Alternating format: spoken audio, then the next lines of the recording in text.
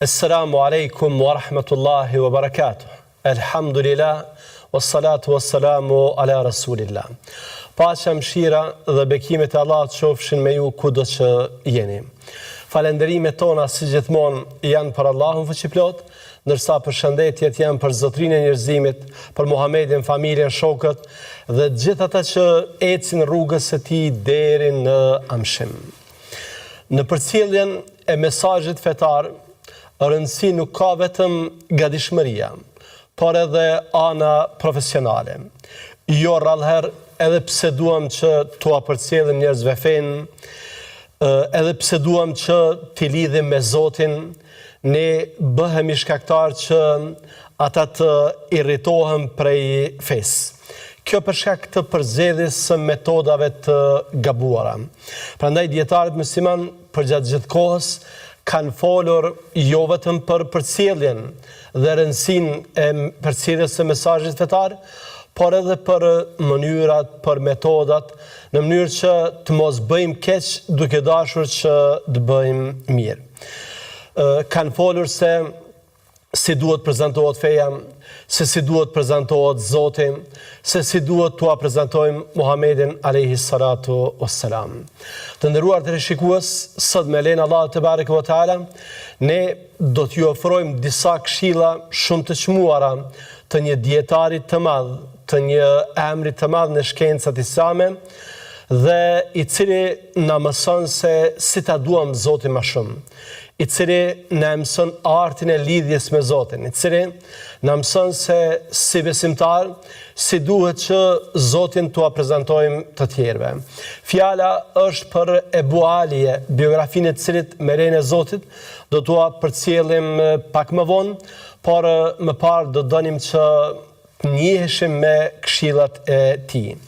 Ebu Alije, Allahu mëshiroft, ka thënë kësaj: Allahu i madhruar ka caktuar për vete 5 gjëra. E para, ai që beson në Zotin, Allahu do ta udhëzoj. E dyta, ai që i mbështetet Zotit, Zoti do t'i mjaftoj. E treta, ai që i jep hua Zotit, Zoti do ta shpërblej shumë fish. E katërta, ai që kërkon mbrojtje nga Zoti, Zoti do ta shpëtoj. Dhe e pesta, ai që lut Zotin, Zoti ka për t'ju përgjigjur atij. Pra, janë këto 5 gjëra të cilat neve në të vërtetë na mësojnë se si ta duam Allahun azza wa jall. Na mësojnë se si të lidhemi me Zotin. Na ofrojnë thjesht cilësitë e Allahut te bareke ve teala, të cilat neve na lidhin edhe më shumë me të. Kjo për faktin se, siç tham, jo rrallë ne si njerëz, edhe duke dashur që ta përcjellim mesazhin fetar, edhe duke pasur qëllime të mira në parim, gabojmë për faktin se përzgjedhim metodat e gabuara. Prandaj nuk janë të pakta ata njerëz që ndonjëherë pikërisht për shkak të gabimeve tona edhe irritohen nga feja. Ndërsa Kurani dhe Suneti janë plot e përplot tekste të cilat na mësojnë se si duhet ta prezantojmë Zotin dhe nga çfarë këndvështrimi, nga çfarë perspektive duhet ta prezantojmë atë. Allahu përmend në Kur'anin famadh, në kapitullin Ibrahim, disa prej pejgamberëve, të cilët ju than popujve të tyre: E fillahi shak Fatir as-samawati wal ard yad'ukum liyaghfira lakum min dhunubikum. An Zotin po dyshoni? Në atë që ka krijuar qiejt dhe tokën dhe i cili ju thret që t'ju falë mëkatet. Pra Allahu te bareke ve teala është krijuesi, është ai që ka në dorë çdo gjë, është sunduesi, është pronari i çdo gjëje. Është ai që me gjitha mundësitë që ka, pra na thret që ne të pendohemi, prap na thret në falje. Prandaj ka thënë Allahu në Kur'an: Wallahu yad'u ila daris salam. Allahu ju fton juve në xhennet. Allahu nuk fton në zjarr. Allahu nuk fton në xhehenem. Allahu fton në xhennet. Prandaj, të nderuar vëllezër, është shumë e rëndësishme që ne këtë aspekt tua prezentojnë njerëzve. Ti thrasin njerëzit pikërisht në mëshirën e Zotit, nga se gjithë ne pa përjashtim kemi nevojë për të. Është një mëshirë e madhe, është një mëshirë e pakufishme, një mëshirë e cila i ofrohet secilit prej nesh dhe që ofrohet në secilin çast të ditës dhe natës. Është një mëshirë e cila nuk ofrohet në orë caktuara, jo, ofrohet në secilin frymëmarrje, në secilin moment të ditës dhe të natës. Muhamedi alayhi salatu wassalam ka thënë, Allahu e shtrin dorën ashtu siç takon madhrisë së tij. E shtrin dorën gjatë natës që të pendohet mëkatari i ditës, dhe e shtrin dorën gjatë ditës që të pendohet mëkatari i natës, dhe këtë derisa dielli të linë nga perëndimi. Pra deri atëherë kur ta shihni këtë shenjë, për shenjave të mëdha të kiametit, dijeni se mundësia juaj që të ktheheni tek Zoti, pavarësisht gabimeve që keni bërë, mundësia që ju të pendoheni tek Zoti ekziston. Prandaj njëri prej sahabeve, njëri prej emrave të dijes dhe njohurive në mesin e sahabeve, Abu Darda, Allahu qoftë i kënaqur me të, ka thënë, nëse dëshironi edhe betohem, nuk ka njeri më të mirë se sa ai që u bën njerëzve Zotin të dashur. Nuk ka besimtar më të mirë se besimtari i cili merr përsipër që Zotin ta prezantoj nga kjo perspektivë, në mënyrë që njerëzit të lidhë me të, e veçmas në kohën tonë kur nevoja për mëshirën hyjnore, nevoja për shkarkimin nga barra, nga stresi, nga ankthi, është më e madhe se kur do herë më parë. Prandaj ne me lejen Allahu te bareke ve teala, përgjatë kësaj ligjërate, përgjatë këtij takimi, do të kemi rastin dhe mundësinë që të zbërthejmë këto këshilla dhe me lejen Allahu te bareke ve teala do ta duam Allahun edhe më shumë, do të mësojmë se si ta prezantojmë, por edhe personalisht do të mësojmë se si të lidhemi me Zotin dhe si dashuria jonë të jetë më e madhe për të. Por siç edhe e kemi bërë traditë të nderuar vëllezër dhe motra, do donim që fillimisht bëjmë një përmbledhje biografike të autorit të këtyre këshillave. Ebu El Aliye është prej dietarëve të brezit të parë pas sahabeve. Në fakt ka jetuar në kohën e Muhamedit alayhi salatu wassalam, por se Islamin e ka pranuar në kohën e Omerit radhiyallahu anhu. Ka qenë prej atyre që ka mësuar nga Omeri, ka mësuar nga Aliu, ka mësuar nga Abdullah ibn Mas'udi, ka mësuar nga Zeid ibn Thabiti, nga Aisha radhiyallahu anha, ka mësuar nga Abdullah ibn Abbasin dhe një grup tjetër i madh i dietarëve. Pra ka qenë një prej atyre besimtarëve, prej atyre dietarëve që kam pasur rastin që të edukohen në shkollën e sahabeve. Ka fituar dije të mëdha, dije të shumta që e kanë bërë tjetë jo thjesht referencë, por tjetë referenca kryesore veçmas sa i përket Kur'anit. Ka mësuar nga Ubej bin Ka'b radhiyallahu anhu, e ka pasur mësues personal, dhe Ubej me licencë nga profeti jon, nga Muhamedi alayhi salatu wasalam, ka qenë njëri prej atyre 4 vetave që është mësuar Kur'ani prej tyre, dhe duke qenë se është edukuar në shkollën e tij, në medresen e tij, Ebu El Aliye, i cili ndryshe quhet Rufej ose Rafi bin Mihran, është vlerësuar nga dietarët se njeriu që pas sahabeve absolutisht e ka njohur Kur'anin më së miri. Nuk ka vlerësim më të madh. Nuk ka vlerësim më të madh se sa të thuhet për dikë se pas brezit të sahabeve nuk ka njeri të ngjashëm me të veçmas në shkencën e Kur'anit. Pra ka qenë i atill që dija e ka ngritur, madje përmendet se ka shkuar në Basra, ku ka qenë vali, ka qenë guvernator Abdullah ibn Abbasi, Allah qoftë i kënaqur me të dhe baban e tij, dhe e ka marrë, ka ofruar, e ka ulur në shtratin e tij. Dhe i ka thënë Ebu El Alijes, i ka thënë kështu të ngrit dija, për shkak se Ebu El Alije në fillim ka qenë sklav. dhe ja me dije ka ardhur, është ulur tek kushëriri i pejgamberit alayhis salatu wassalam. Është ulur në shtratin e tij në kohën kur edhe Kurejsh që kanë pasur emër, që kanë pasur nam, kanë qenë të ulur në tokë. Pra, ka mësuar për hir të Zotit, e ka përqafuar fen për hir të Zotit, ka qenë i sinqert në fe dhe Allahu te bareke ve teala e ka shpërblyer duke ngritur në këtë dynja para se ta ngrit në botën tjetër. Të nderuar vëllezër, po vazhdojmë me lejen Allahu te bareke ve teala me shpjegimin e këtyre 5 këshillave të bukura, të cilat për Zotin edhe po të shkruheshin me ngjyrë ari, është paksa meritojnë që të trajtohen dhe të jenë pranishme në mesin e tonë. Këshilla e parë e këtij burrit të madh, këtij dietarit të madh, është që kushdo që e beson Allahun, Allahu ka për ta udhëzuar. Në të vërtetë, secila prej këtyre këshillave, madje siç edhe janë shpjeguar vetëm nga Ebu el-Aliya, kanë mbështetje kuranore dhe nuk është për çudi. Një dietar kaq i madh, një emër kaq i madh në dije kuranore, nuk ka se si fjalët e tij të mos jenë nga Kurani dhe mësimet e tij. Prandaj ne e gjejmë të këshill të shkputur nga fjala Allahu te bareke ve teala, wa man yu'min billahi yahdi qalba. Ai i cili beson në Allahun, Allahu ka për t'ja udhëzuar zemrën.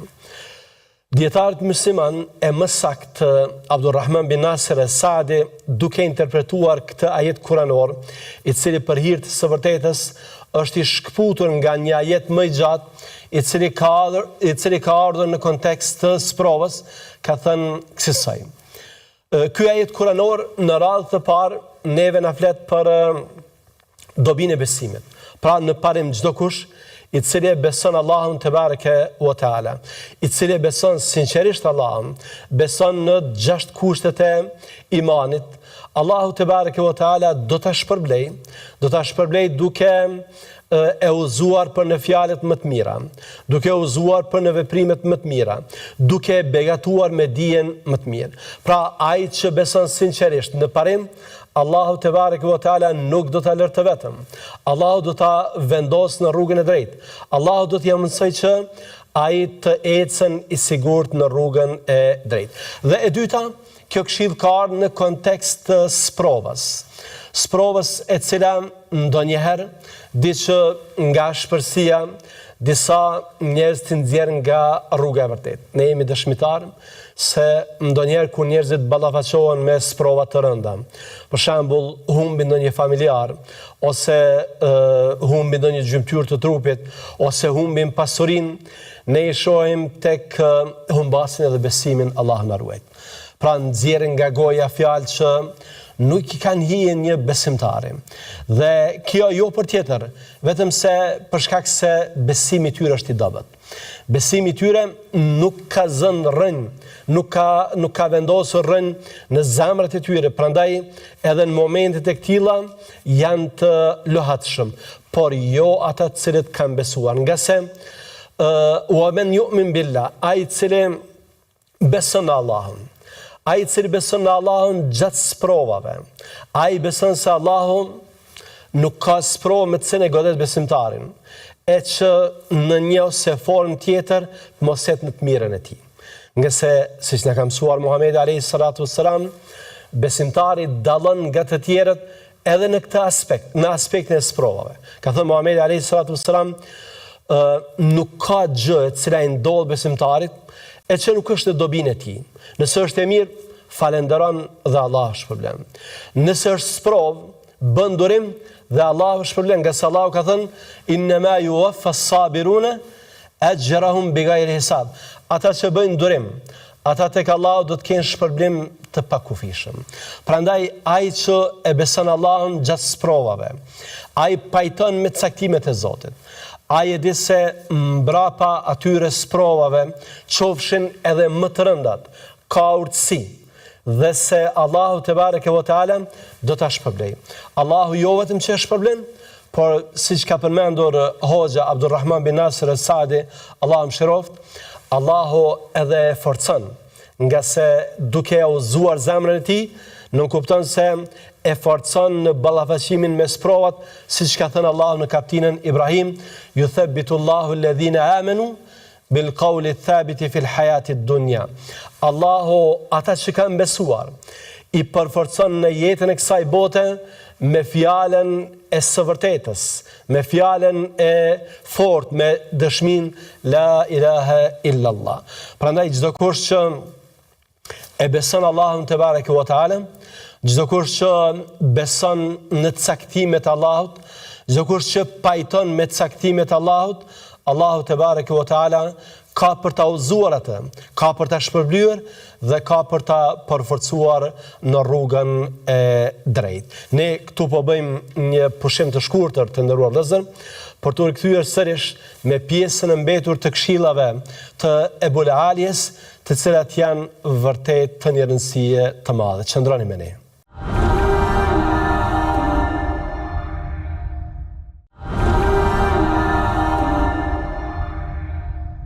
Ja u kthyem sërish me lejen Allahu te bareke ve teala për të vazhduar me shpjegimin e këshillave të Ebu El Alijes, Allahu e mëshiroft.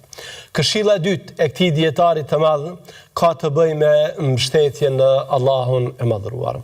Ebu El Alije ka thënë, Allahu ka caktuar për veten e tij që ai që mbështetet në të sinqerisht, Allahu do t'i mjaftojë. Edhe kjo këshill është e shkputur nga Kurani, është e shkputur nga ajetet kuranore. Allahu te bareke ve teala ka thënë: "Wa man yatawakkal 'ala Allahi fa huwa hasbuh", ai që mbështetet në Allahun, Allahu do t'i mjaftojë atij. Pra, secili besimtar i cili mbështetet sinqerisht në Allahun te bareke ve teala, pavarësisht gjendjes, pavarësisht provave, pavarësisht problemeve me të cilat ballafaqohet, Allahu te bareke ve teala ka për ta ndihmuar atë. Allahu ka për t'i mjaftuar atij. Dhe arsyeja se pse ne mbështetemi në Allahun te bareke ve teala qëndron në sekretet të cilat fshihen në mbështetjen si koncept. E para, mbështetja në Allahun te bareke ve teala është prej veprave të zemrës. Dhe nga kjo perspektivë është si thuash një lloj sinonimi i besimit. Prandaj ne gjejmë në Kur'anin famadh mbështetjen tek kurzohet me besim. Allahu ka thënë: "Wa 'ala Allahi fatawakkalu in kuntum mu'minin." E nëse jeni besimtar, atëherë mbështetjuni Allahut. Pra është bërë një lloj ndërlidhje, një lloj kurzimi besimit me mbështetjen në Zotin, që nënkupton kupton se një besimtar që e ka besuar prej së vërtetë Allahun te bareke ve teala, një besimtar që ka iman të fortë, një besimtar që ka besim të duhur, është e pamundur që ai të mos mbështetet në Allahun te bareke ve teala. E arsye tjetër pse ne mbështetemi në Allahun te bareke ve teala është për shkak se jeta na ka mësuar që në gjëra dhe njerëz të përkohshëm ne të mos mbështetemi. Sot mund mbështetemi tek dikush, ndërsa ai nesër mund vdes. Sot ai mund të jetë i pasur, nesër mund të jetë i varfër. Sot mund të jetë mik, e nesër mund të shndrohet në armik. Prandaj mbështetja në njerëz është e përkohshme dhe me mundësi dështimi. Ndërsa mbështetja në Allahun te bareke ve teala nuk dështon kurrë, nga se Allahu ka thënë: "Wa tawakkal 'ala al-hayy alladhi la yamut." Mbështetju të gjallit i cili nuk vdes kurrë. Allahu nuk ndryshon kurrë. Bujaria, fisnikëria, mirësia e Allahut nuk kanë të sosur. Begatitë e tij janë të panumërta dhe edhe përteja asaj që ne mund të kërkojmë nga Allahu te bareke ve teala, prap ajo që posedon Allahu në krahasim me atë që mund të jepet robërve është absolutisht e pakrahasueshme. Prandaj ne nëse i mbështetemi dikujt, i mbështetemi Allahut, pasuria e cilit nuk merr fund, i cili është i gjallë dhe nuk vdes kurrë, dhe i cili është çdo herë i gatshëm për t'i falë, për t'i mëshiruar robërit e tij. Arsyeja sepse ne mbështetemi në Allahun te bareke ve teala dhe e shfaqim fuqishëm këtë pjesë të besimit është për faktin se tevekuli thyen ato ligjet materiale të furnizimit. Tevekuli sfidon ligjet materiale të furnizimit. Ai që mbështetet në Allahun te bareke ve teala depërton atje ku shkaqet materiale nuk mund të depërtojnë. Prandaj Muhamedi alayhi salatu wassalam ka thënë, sikur ju të mbështeteshit sinqerisht në Allahun, Allahu do t'ju furnizonte, ashtu siç i furnizon zogjet që zgjohen në mëngjes të uritur, ndërsa kthehen në mbrëmje me barkun plot. Pra në qofë se ju e besoni Allahun, në qofë se i mbështeteni sinqerisht, atëherë dijeni se Allahu ka për t'ju furnizuar, madje nga nuk e kujtoni fare. Nderuar vëllezër dhe të respektuara motra, do doja që t'ju rikujtoj sërish një hadith të Muhamedit alayhi salatu wassalam, që ne mbase edhe kemi përmendur në ligjëratat tona të kaluara. Muhamedi alayhi salatu wassalam ka thënë, sikur njeriu të ikte nga rizku, ashtu siç ikën nga vdekja. Rizku do të zinte, ashtu siç e zë vdekja. A ka njeri që mund t'i shpëtoj vdekjes? Allahu ka thënë, walau kuntum fi burujin mushayyada, edhe në qoftë se ju hyni në pallate të fortifikuara, në kala që njeriu nuk mund të depërtoj, prap vdekja do t'ju zë. Edhe nëse jeni në vende të tilla, edhe nëse jeni në pranga, edhe nëse jeni në zinxhir, atë që Allahu ka shkruar për ju, patjetër se do të vi. Prandaj ne duhet të mbështetemi në Allahun xhallahu ala, për arsye se mbështetja sfidon çdo ligj, thyen çdo ligj, dhe sigurisht se mbështetja nuk nënkupton pasivitetin, nuk nënkupton dembelin, siç edhe kemi shpjeguar, por thjesht mbështetja nënkupton bindjen tonë në Allahun te bareke ve teala. Do doja t'ju përcjell një shembull interesant, i cili ka ndodhur në brezat e parë dhe i cili e trupzon më së miri konceptin për mbështetjen Allahun te bareke ve teala. Është përmendur se dikush ka shkuar tek Ibrahim ibn Adhemi dhe i është ankuar se ka fëmijë të shumë dhe se ka vështirë që t'ia del me furnizimin e tyre. Ibrahimi, duke parë se ky njeri e ka ngarkuar veten paksa dhe nuk e ka kuptuar drejt çështjen e furnizimit nga Allahu te bareke ve teala, i është drejtuar kësaj. Shko në shtëpinë tënde dhe shiko ai fëmijë që nuk e ka rrezikun prej Allahut, sillet tek unë. Pra në një farforme po i thotë se secili prej fëmijëve tu ka lindur me rrezik caktuar prej Allahut te bareke ve teala. Allahu ka shkruar për të si individ rrezikun, dhe se nuk ka njeri të cilin e ka falë Allahun dhe i cili nuk e ka rrezikun. Prandaj mos e ngarko veten tej mase, mos vëm mbi veten tënde këtë barë të rëndë dhe të madhe, sepse me lejen Allahu te bareke ve teala furnizimi do të vjen. Pra thjesht na duhet ta kuptojmë drejt se çështja e furnizimit është prej Allahut te bareke ve teala dhe se mbështetja jonë sinqert në të, duke ndërmarr shkaqet që duhen ndërmarr, na sjell deri tek furnizimi. Këshilla e tretë është një këshill vërtet motivuese dhe tërheqëse. Ebu el-Ali ka thënë, ai njeri, ai besimtar, i cili i ofron Allahut hua, Allahu do ta shpërblej shumë fish. Nëse ne e bëjmë një vepër për të mirë, nëse ne ndihmojmë një rob të Zotit, një robresh të Zotit, nëse ne i shtrim dorën e ndihmës një nevojtari, nëse ne fqinjin që e kemi pranë, të afërmin që e kemi pranë, kujdesemi për të materialisht, atëherë në vërtet kjo puna që ne bëjmë tek Allahu te bareke ve teala pranohet si hua. Pra ne kemi bërë për një rob të Zotit, për një robresh të Zotit, dhe përderisa të gjithë ne jemi robër të Zotit. Atëherë ndihma që ne japim për njëri tjetrin në të vërtetë është ndihmë që ndërlidhet me Allahun te bareke ve teala. Prandaj edhe ai na shpërblen. Prandaj edhe ne të nderuar vëllezër, duhet të bëjmë vetëm për hir të Zotit.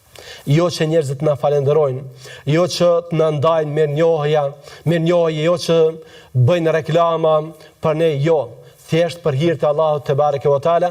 Allahu ka thënë, men dha alladhi yuqridu Allaha qardan hasana, fayudha'ifahu lahu ad'afan katira.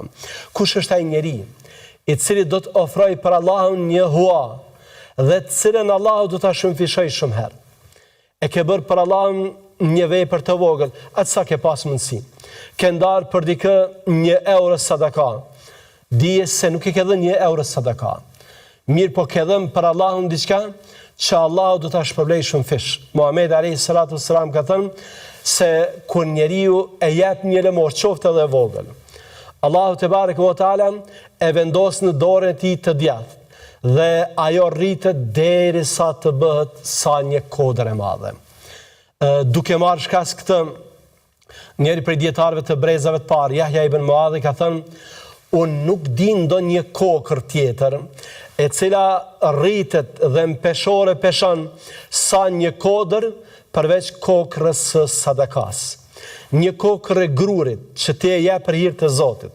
Dije se ajo nuk është një kokër, por tek Allahu te bareke ve teala ajo peshon sa një kodër.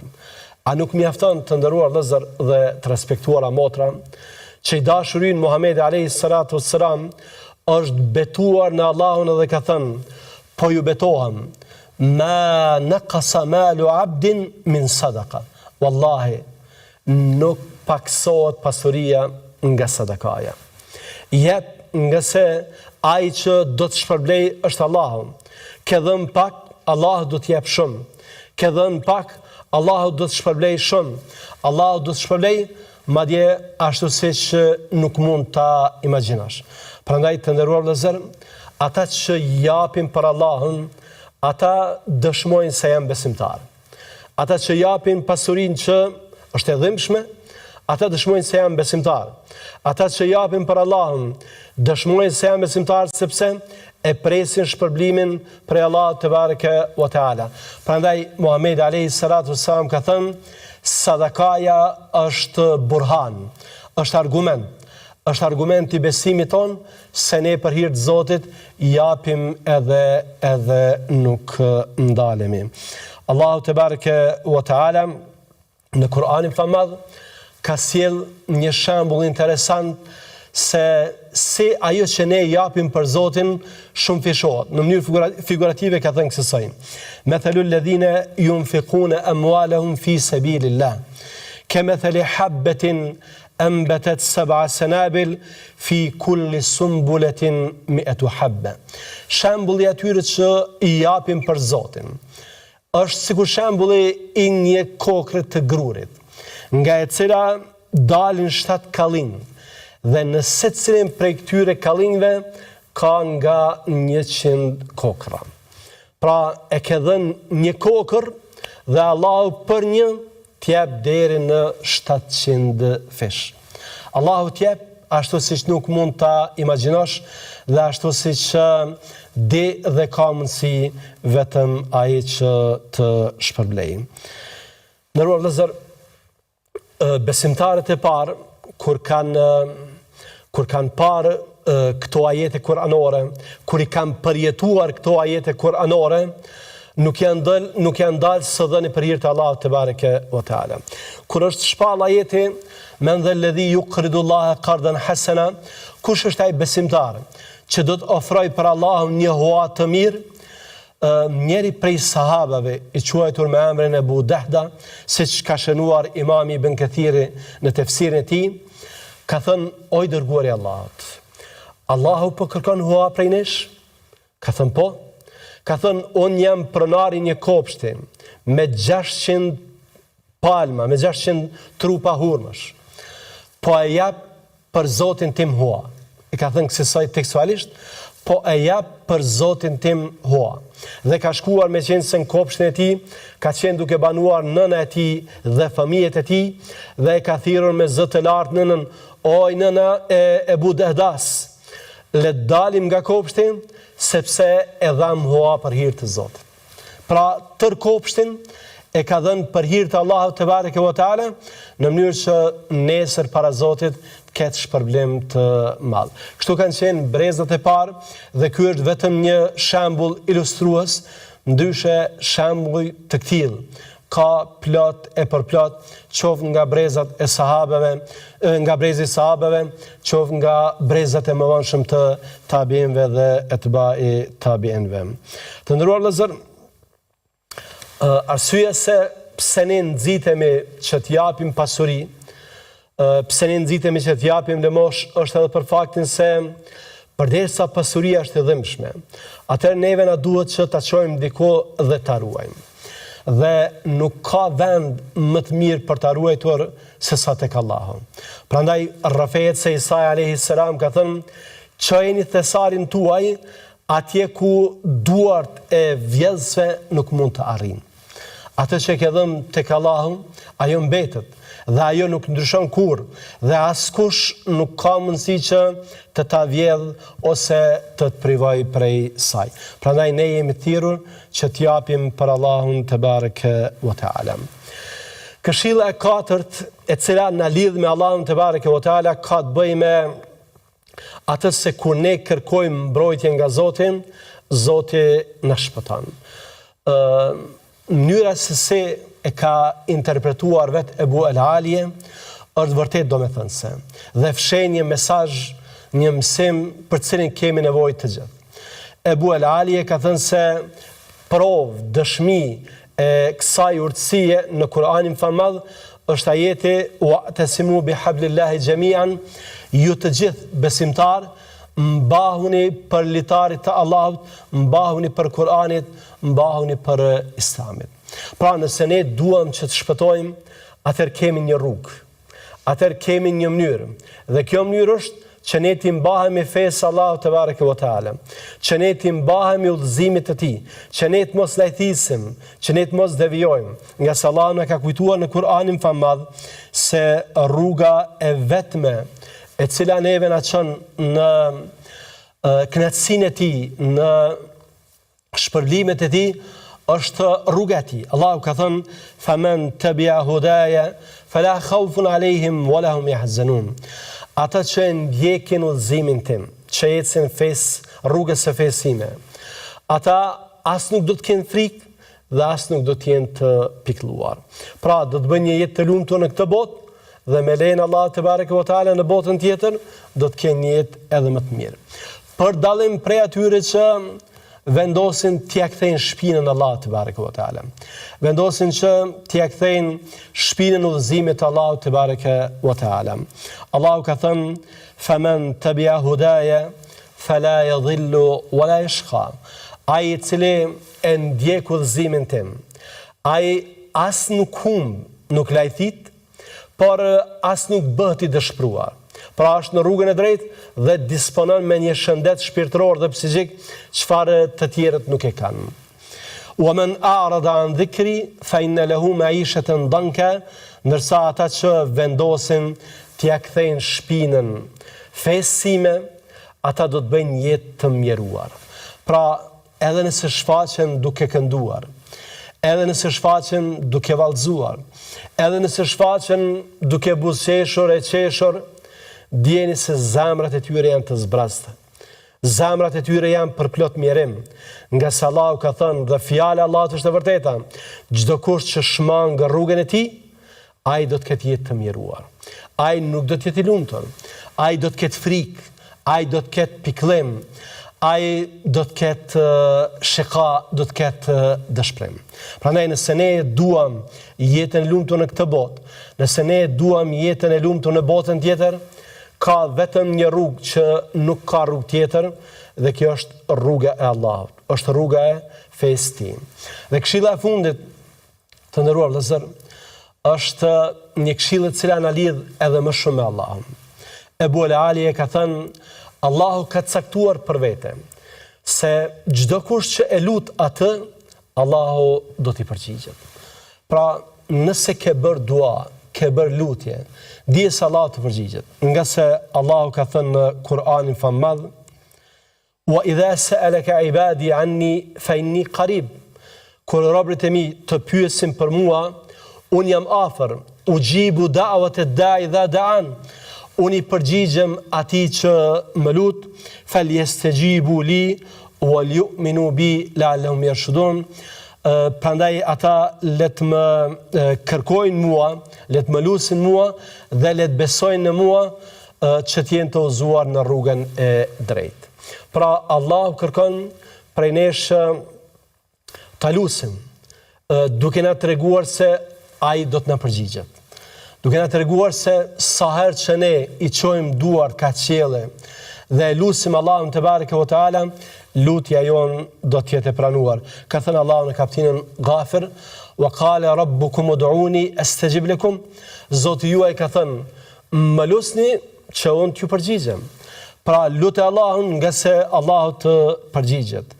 Madje siç ka përshkruar Muhamedi alayhi salatu wassalam, Allahu turprohet ashtu siç i ka hije madhështisë së tij, që një besimtar t'i çoj duart ka qielli dhe ta lutë Allahun e pastaj Allahu të mos ja përmbush lutjen e tij. Pra duhet të jemi të bindur se Allahu do të na përgjigjet patjetër në lutjen tonë. Dhe madje nga mirësia e kësaj feje është se neve na është treguar që ndonjëherë nëse na vonohet përgjigje, atëherë vonohet për arsye se mënyra e përmbushjes së një lutje nuk është çdo herë e njëjtë. Muhamedi alayhi salatu wassalam ka thënë kësaj: Allahu te bareke ve teala, nuk ka musliman që e lut Allahun te bareke ve teala, që e lut pa bërë mëkat dhe pa i shkëputur lidhjet familjare, e që Allahu nuk ja jep njërën prej këtyre 3 gjërave. E para, i përgjigjet drejt për drejt në lutjen e tij.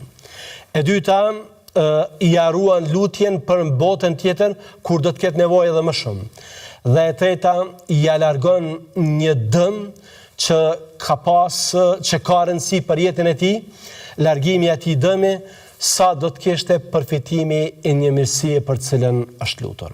Pra lutuni sepse Allahu te bareke ve teala gjithsesi se përgjigjet në lutje. Vetëm se mënyra e përmbushjes së lutjes mund të jetë e ndryshme. Mund të përgjigjet Zoti në lutjen tënde drejt për drejt, mund që të ta ruaj në botën tjetër dhe mundet që në vend të saj ta largon një rrezik i cili do të kishte qenë fatal ose me pasoja të mëdha për ty.